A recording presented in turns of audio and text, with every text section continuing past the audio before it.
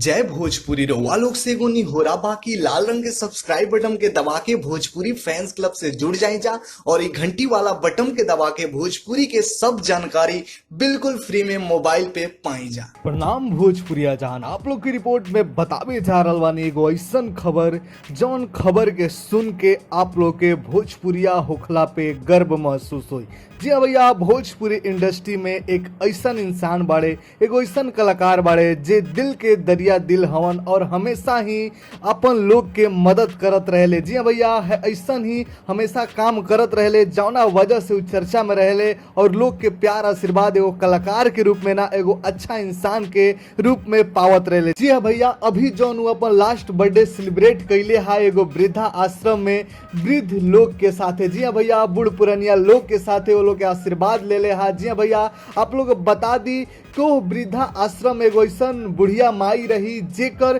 परिवार के कलह के वजह से घर छोड़ के आई रही और उनका के तलाश उनकर बेटी लोग करत रहे, लेकिन खेसारी लाल यादव जी के बर्थडे सेलिब्रेट कैले और उनका संगे फोटो सोशल मीडिया पे डलले और वो फोटो देख के उनकर 3 गो बेटी जे उनका से मिले पहुंच गई लोग, यानी खेसारी लाल यादव जी के नेक काम के वजह से एक बेटी लोग के उनकर माई मिल गई और वो माई के उनकर पूरा फैमिली मिल गई। जी भैया, यह फोटो देख के उनकर बेटी लोग के आंसू छलक आइल और ई खबर न्यूज पेपर में छपल बा और न्यूज पेपर के फोटो लेके खेसारी लाल यादव जी फेसबुक पे शेयर कैले बाड़े, हर एक सोशल मीडिया पे शेयर कैले बाड़े और लोग उनका के खूब वाहवाही कर रहल बा, खूब उनका के प्यार आशीर्वाद दे रहल बा, तारीफ कर रहल बा। लिखते हुए का कहले बाड़े, पोस्ट शेयर करते हुए का कहले बाड़े तनी सुन लीजा। कहते हैं दुनिया में किसी बिछड़े को मिलाने वाला बहुत बड़ा होता है, बड़ा छोटा का तो मुझे पता नहीं, मगर ये बताते हुए खुशी हो रही है कि मेरे जन्मदिन के अवसर पर किया गया फेसबुक लाइव ने